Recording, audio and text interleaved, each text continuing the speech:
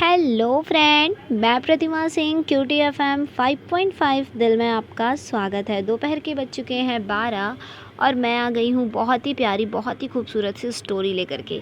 तो आज की स्टोरी ना हमें लाइफ की बहुत बड़ी सीख देने वाली है। तो आज की स्टोरी का टाइटल है माता पिता की अहमियत। तो आइए स्टार्ट करते हैं। ये कहानी है आशीष नाम के आदमी की, जिसकी शादी हो गई थी, 2 बच्चे भी थे, जिसकी फैमिली में सब कुछ अच्छा चल रहा था।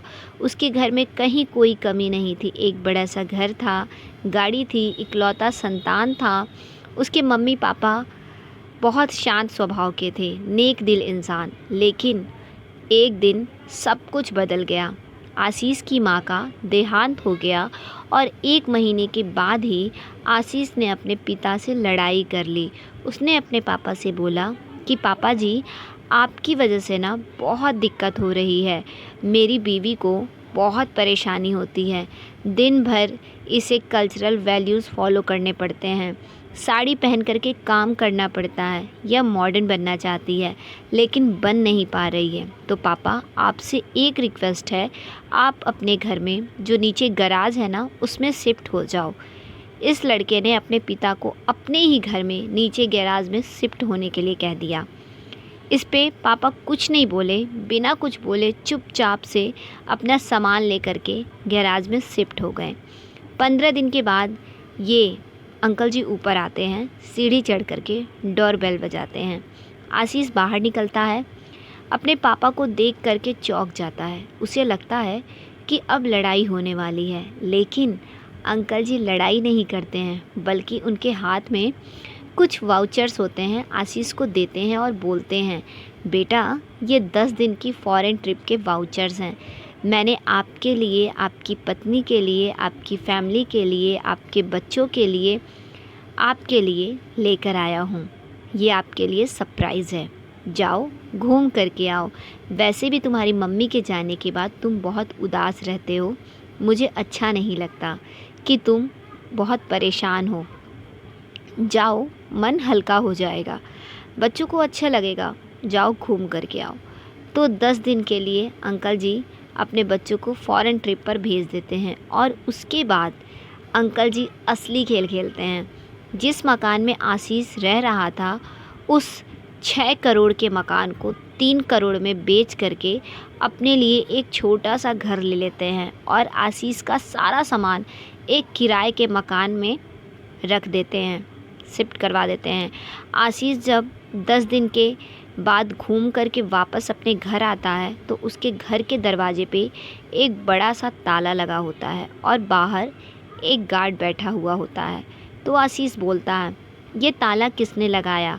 मेरे पापा कहाँ गए? तो गार्ड ने बोला, क्यों परेशान हो रहे हो? मुझे बोल करके गए हैं, बात करवा देना। तो आशीष बोलता है, तुम क्या बात करवाओगे? मैं बात करता हूँ। तो कॉल लगाता है, कॉल नहीं लगता है। तो गार्ड बोलता है, साहब ये नंबर नहीं लगेगा, साहब मुझे दूसरा नंबर लिखवा करके गए हैं। गार्ड जाता है अंदर, अपने केबिन में एक छोटी सी पर्ची पे नंबर होता है, कॉल करता है और आशीष को उसके पिता से बात करवाता है। तो जब आशीष बात करता है तो बोलता है, पापा ये क्या तरीका है? यहाँ पे ताला लगा हुआ है, बच्चे और हम परेशान हो रहे हैं। तो उसके पिता बोलते हैं, अच्छा बेटा, तुम बस 15 मिनट रुकना, मैं आ रहा हूँ। 15 मिनट के बाद एक गाड़ी आती है, गाड़ी में से अंकल जी उतरते हैं। अंकल जी आकर के बोलते हैं, बेटा ये पकड़ो चाबी, इस मकान में तुम्हारा सारा सामान शिफ्ट करवा दिया है, 1 साल का किराया दे दिया है।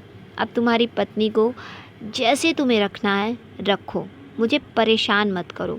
तो आशीष पूछता है कि पापा आप कहाँ रहेंगे? तो अंकल जी बोलते हैं, बेटा मैंने तो अपने लिए एक छोटा सा घर खरीद लिया है, मैं उसमें खुश हूँ।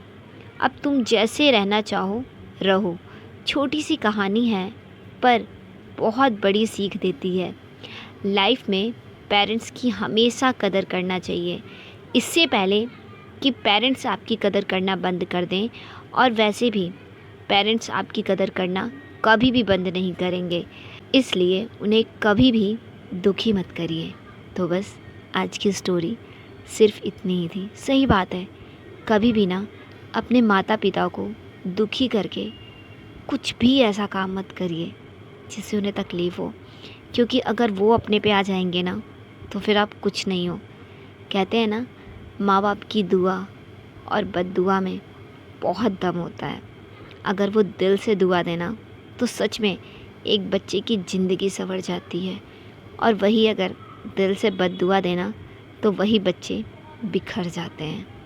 तो बस आज की स्टोरी सिर्फ इतनी ही थी, और मैं यही कहना चाहती हूँ कि दुनिया में हर किसी को अपने माता पिता की कदर करनी चाहिए, क्योंकि वही माँ बाप हैं जो आपको पाल पोस के पढ़ा लिखा करके इतना बड़ा करते हैं, और बड़े होने के बाद, शादी होने के बाद वही बच्चे अपने माँ बाप को भूल जाते हैं, उनके साथ इस तरीके से व्यवहार करते हैं जो नहीं करना चाहिए।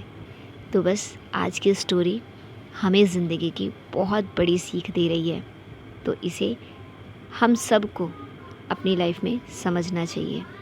तो बस आज की स्टोरी सिर्फ इतनी ही थी। कल फिर लेकर के आऊँगी एक नई स्टोरी आप सभी के लिए। तब तक के लिए take care and bye bye.